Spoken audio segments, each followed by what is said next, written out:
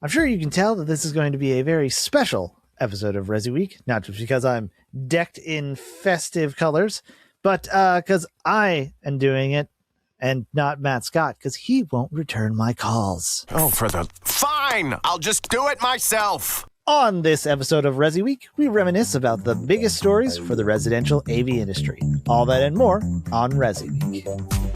This is ResiWeek, episode 513, The Best of 2025. Welcome to ResiWeek, your weekly wrap-up of all the latest news and stories for the residential side of the AV industry. I am not your host, Matt Scott, but I am still here looking back not just at the last week, but all of 2025.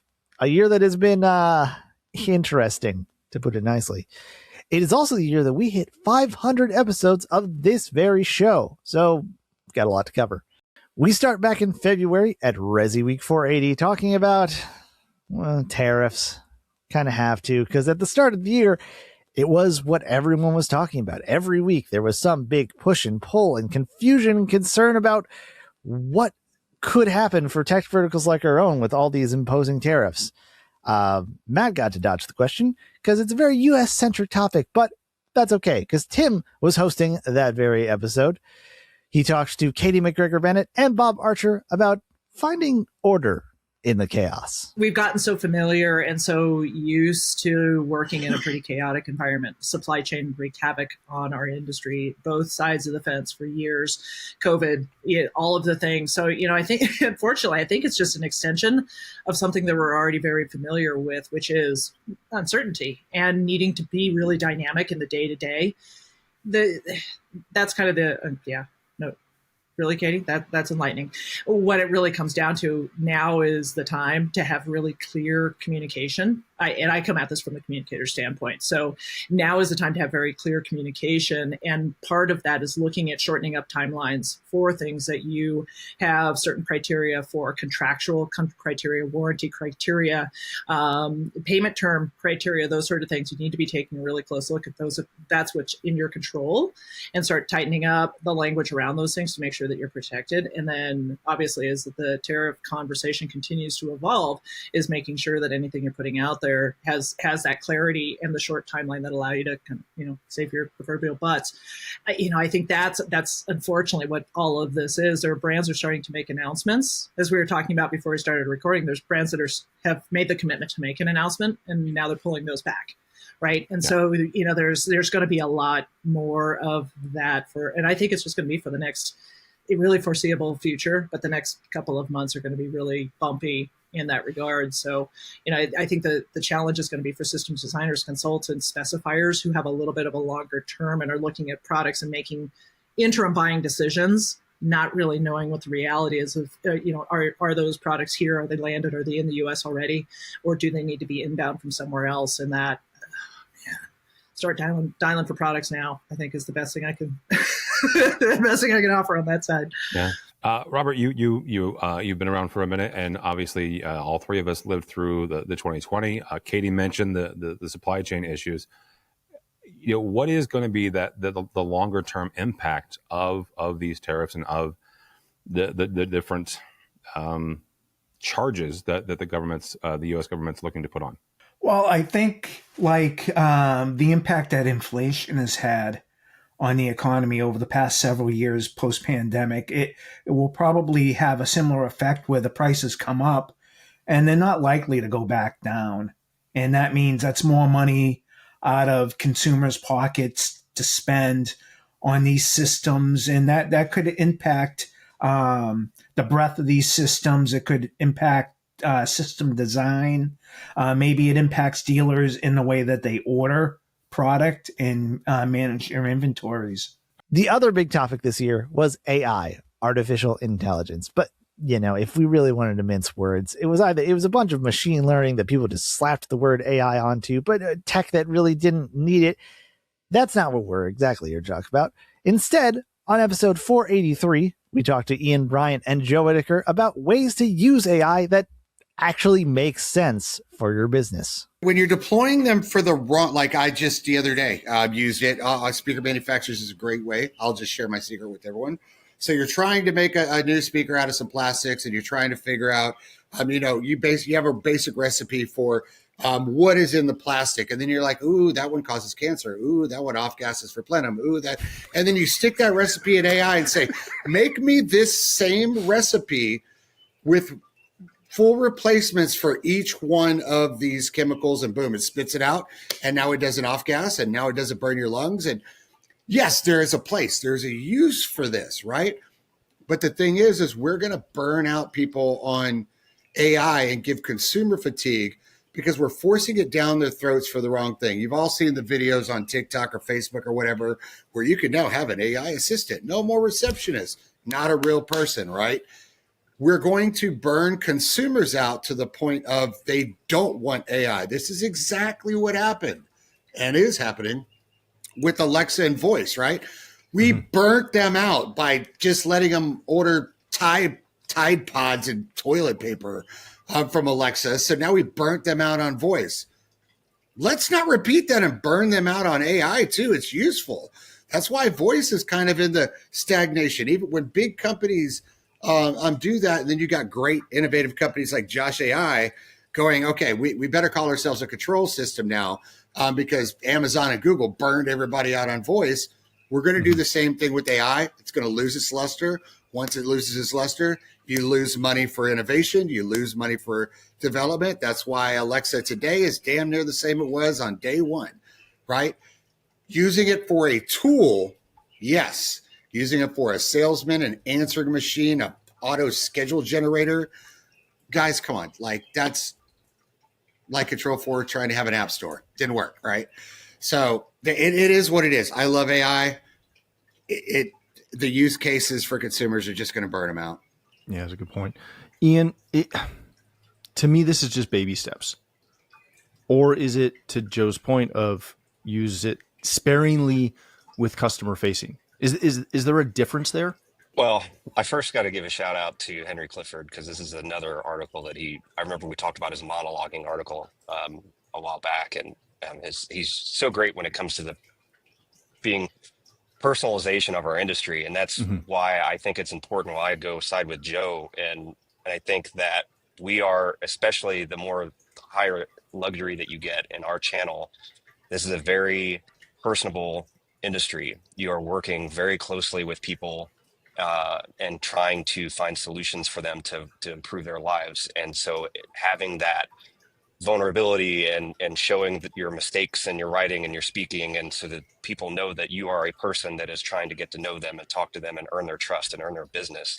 That is what people want when they're trying to find someone to provide solutions for them inside of their home, which is their personal space. So for me, I think using AI for specific things like, hey, help me use AI to help you proof edit the letter that you're gonna, or your email blast that you're gonna send out. Use AI to help you find grammar mistakes, but don't use AI to generate the whole thing and send it out. Because I totally get it. I look at my emails. I don't care if it's what it is. If it's something that brand that I'm interested in, if I start reading it and it's totally auto-generated, it just turns me off. And I just think that that's something to keep in mind, especially in our industry. We are an industry that is about, making connections with your customer, and that's key. So I would, like I said, I would just use it as you guys said, as a tool to help you in your business and in your sales in other ways, but not to write letters to your customers or potential customers. So let me just ask you guys this. I attribute AI kind of and use the example of like the auto attendant that first came into fashion, like really early 2000s, right? Where a small business could afford to buy a little 4-set, phone system and have an auto attendant. And as a small business, you're often never in the office. So the auto attendant was great, but then people got turned off by it, which again, the same principle applies here. And then you found out that to not have the auto attendant and to have somebody who could sit there and answer the phones all day meant that you had to hire somebody to do that. Fantastic. But it also meant that all of your customers' costs went up because you had to pay for this person versus this little bit of AI. again, to kind of put the two together. Is that kind of where we're at, where people want that personal connection, which means they have to be comfortable, and you as a business owner have to be comfortable with that investment in a person versus an AI? As a consumer myself, I would personally pay more for a brand or a business that has the ability to allow me to call and talk to someone and have a conversation and work through something. I don't know. Maybe I'm old school, and maybe some people are fine with auto tunes. I hate chatbots online, and I hate knowing when I'm asking a question that it's just running through potential answers. And I just want to talk to someone, and if that means 10% more, fine, so be it. So it's interesting that question. So there's two answers. Number one is I think a lot of the AI stuff that's being pushed out is to soften consumer awareness, to take away the fear of AI, what AI could really do. I do think that conspiracy theory is actually real. But the other side of that is early in the morning, I had a email come in from Brazil, or no, it was the UK actually, asking about our DSPs, right? And some of our DSPs, there's two profiles. There's one called P2 and there's one called P4. And he was like, well, I don't like, what's P2 and P4? And in a way that he could understand, I had to explain to him that P2 is P square, right? So that's when you're up against a wall, you're only giving, that many degrees. It affects the bass response of the speaker, et cetera. A 4 means you're in total open air. You're on a pole or on your post. It changes the bass head thresholds and the sensitivity and the frequencies. But because we have DSP, we can blah, blah, blah, blah, make magic happen. I actually typed that question into AI, and what actually got spit out, there's no chance he would have understood it. Like zero. So the point was, y'all made me think of it. The point was proven this morning because I was like, okay, I'd like our sales guys and our engineers to be able to regurgitate this, but they can't sound like me. They won't sound like me. So let me just see what kind of script and then it popped up and I'm like, nope, throw that away. I'll have to explain it to them and they can do it in their own fashion. But yeah, I want to talk to a person. It wouldn't be a best of without some CanCon. That's short for Canadian content. And this joke would work really well if Matt were the one hosting it. So I had to explain the joke and ruin it. Canadian content in some stations require a certain percentage of Canadian content. And thankfully, we're following that rule because in ResiWeek 490, we talked about how the Canadian federal government ordered camera manufacturer Hikvision to close operations in its country. We talked to Bob Archer and Jeremy Glowacki about the impact of bans like this for integrators. I would say on the surface, all it means is that all they could do in theory is service existing product in the field. I know here in the U.S., a lot of security companies, the manufacturers, they'll market the fact that their product line is approved for government use. Right. There's a whole certification process that they have to go through with all of that. Obviously, High-K or Hikvision, I don't know how to say it, but it's always been Hikvision to me. they're not able to go through those same processes right now. So, who knows how it's going to impact them. I would think from the Canadian point of view, maybe they're trying to garner some goodwill with the U.S. to align themselves with their southern neighbors. That's adorable that you think that. I love it. It just seems it does seem so political, though. I mean, the timing is weird. That's what It's so odd. It's out of the blue. It's like when did they suddenly get the intelligence that they needed to say this is a security threat that the U.S. had already determined, and I tend to want to defend. I feel like China can be a boogeyman for things, and a political pawn from a competitive standpoint, and whoever's in charge needs to use them in certain ways or not use them in certain ways. And you hear the human rights parts of this, and that was one of my questions was, we've known that there are concerns with these manufacturers over privacy for forever. The human rights thing sort of gets sometimes mentioned, sometimes not. It is mentioned in the article, but when Jolly, one of our ministers, was talking about it, it was strictly a privacy thing. Do you think both of those are playing into this? Do you think this is just political? Do you think all of a sudden they're concerned about privacy of Canadians all of a sudden? Yeah, I don't know what it's. The timing is so odd to me still, and I do truly believe that there are concern, especially with AI, that the fact that it's been known that these cameras can monitor individuals across multiple places, whether they're connected at all or not, and that they can track individuals.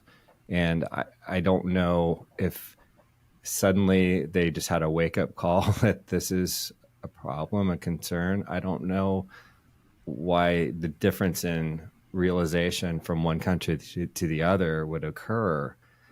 And you just look at the obvious, what's different, and it's this political climate. And I give Canada more credit than that, frankly, as you defend your country as well. I would say, it doesn't sound like Canada to do that, but it just, if it quacks like a duck kind of moment, I was going to say, maybe the one thing that if you were to read into it, maybe the Canadian government caught China doing something and doesn't want to publicly accuse them.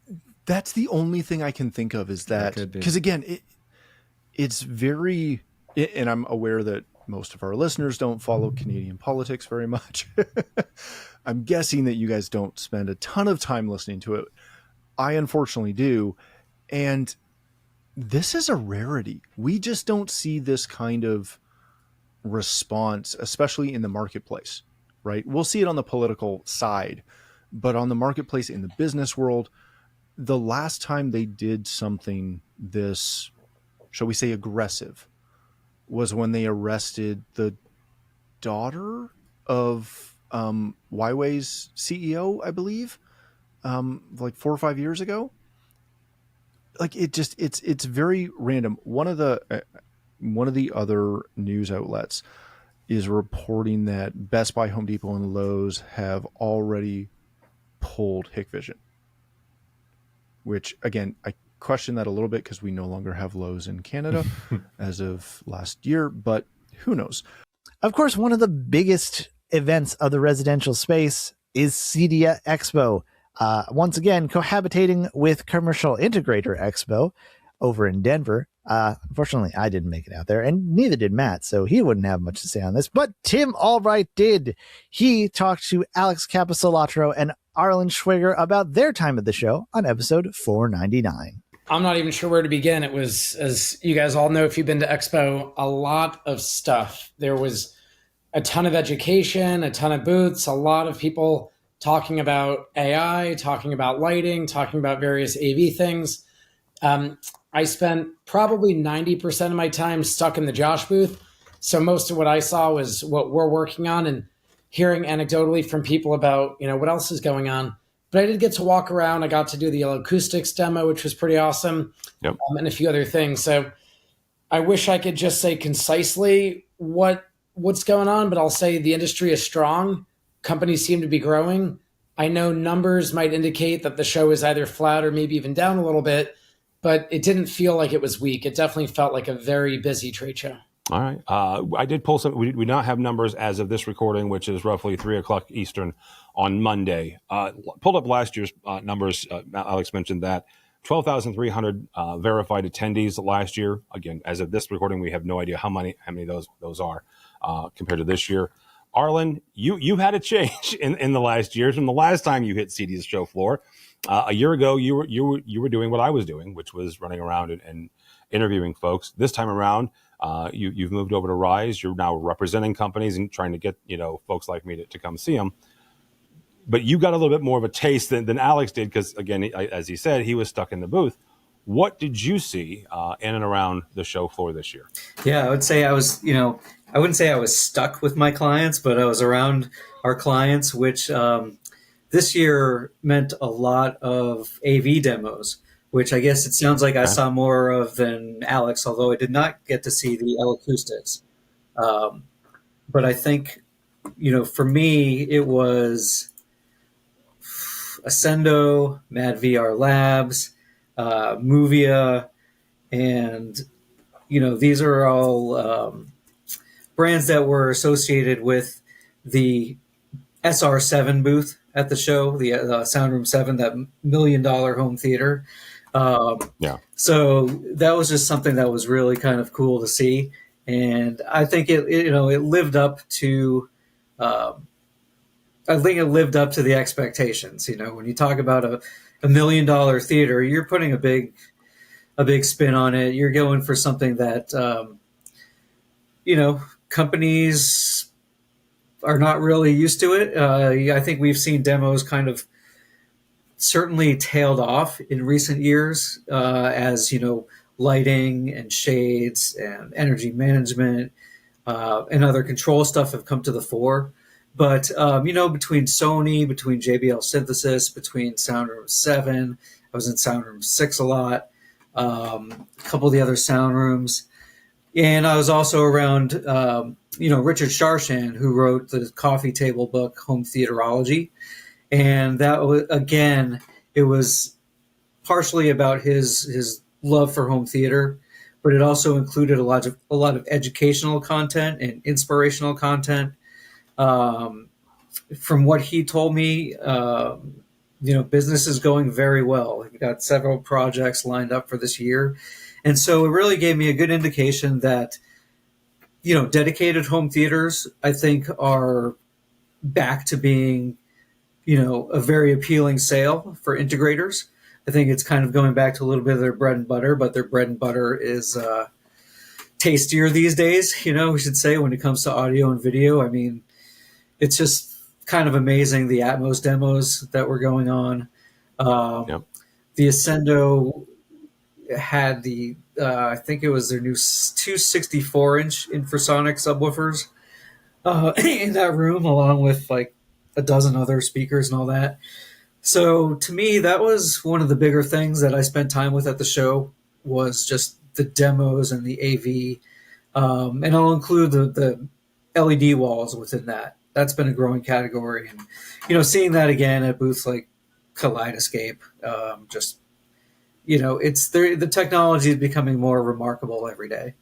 Just like we said at the top, this year we passed 500 episodes of ResiWeek. But I mean, I couldn't really use episode 500 in this best of, because that was us looking back at ResiWeek. And right now we're looking back at ResiWeek. It would be very confusing. Let's avoid that. A little too meta for me. Instead, we're going just to jump ahead, 501, where we talk to Ian Bryant and Jason Griffin about crafting the perfect AV pitch. We've all seen No, it's not. what we used to call them, the trunk slammers, right? The people selling speakers in the back of the truck on the side of the road. Like, I mean, there's always going to be integrators. There's always going to be, well, in your case, contractors. Anyone in any trade is going to have a small percentage of people doing bad work. And, if you've got someone that's got really good sales tactics and really good marketing, they can put up a good front and do some bad work. It's pretty much every trade. Unfortunately, it seems that in our industry, the bad ones leave a really, really bad taste in the mouth of the customer. It feels that it's more personal than just getting some bad cabinets or some, it's so much more personal, and it takes another integrator to get that trust back. It's a lot harder, it seems, in our industry from what I've noticed.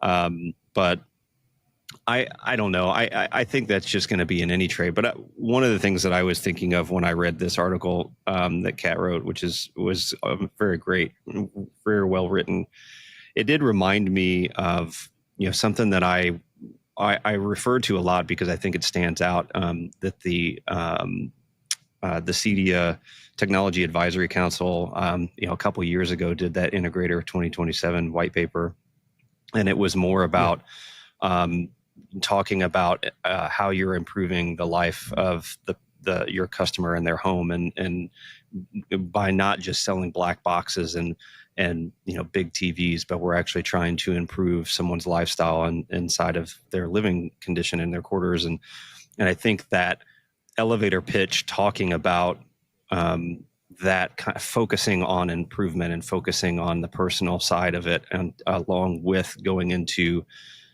client discoveries that also focus on that, really can weave a really amazing storyline that an integrator is able to tell that most trades are not able to do.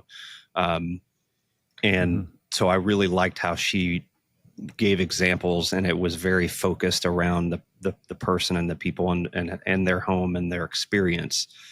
And so I think that you could, bring that across the entire process of your work and in your business.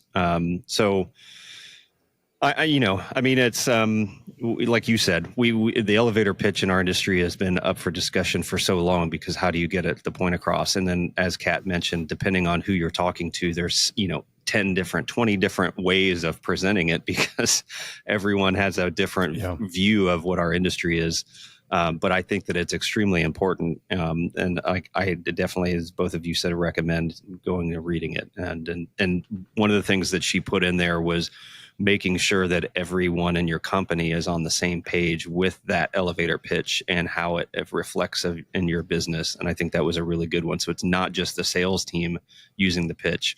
The technicians, when they're talking to the customers on the site, get it as well, and they kind of spread the same message. And it's a very important process. I think like this is a valuable conversation. I sometimes worry that what gets missed in this conversation is that the elevator pitch is really just one small component of a much larger, and Ian kind of alluded to this, a much larger sort of narrative that you really need to have dialed as a company. And I can share that, like, at One Vision, we've had various iterations on this, but just recently, within the last probably 6 to 9 months, we went through the exercise of like, let's revise our brand messaging guidelines, right? And so there are a million different templates for this. If you're AI user, you can go to ChatGPT or any Gemini or any of these other AI platforms and ask for a framework around this. But it's basics like, what's our positioning statement? What are our core value propositions? Who's our ideal customer profile? Why are we different? What makes us different than our competition? And there's no need to like complicate this. You can come up with a very simple framework, but the process of going through and like getting that written is enormously clarifying. And then at the end of that process, you have this fantastic written document that, I feel like I've mentioned now AI several times, but like just to go back there one more time, like what we did then is we were able to take that brand messaging document, feed that as context to a custom GPT in our Chat GPT account. And now it's like a fantastic resource for, hey, we need to, write a quick email or newsletter summarizing this new feature, use our brand messaging guidelines. And now it knows, all of the core things that we want to emphasize in our messaging. And so it's a really, really useful exercise, whether you're going to use AI or not, just to get everybody on the same page. And that would be my one final point on it, is just don't get like too myopic on the elevator pitch. Because that is really just one component of like a broader messaging strategy that I think is really more important to think about like holistically. Again, I think the article is great. I think the elevator pitch is important, but make sure you like don't lose sight of the other components that kind of feed into that as well.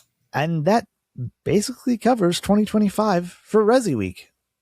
Before we go, I want to thank everybody who's either watched the show on YouTube or listened to the show on your streaming platform, watched the very dumb shorts that I do that are the intros for the show, because I have a lot of fun finding the clips for those. I want to thank everyone who has been a guest on the show. I'm the one who has to reach out to those people, and the fact that they respond and are very cool people and show up on our show and talk smart so that I don't talk smart like I'm doing right now.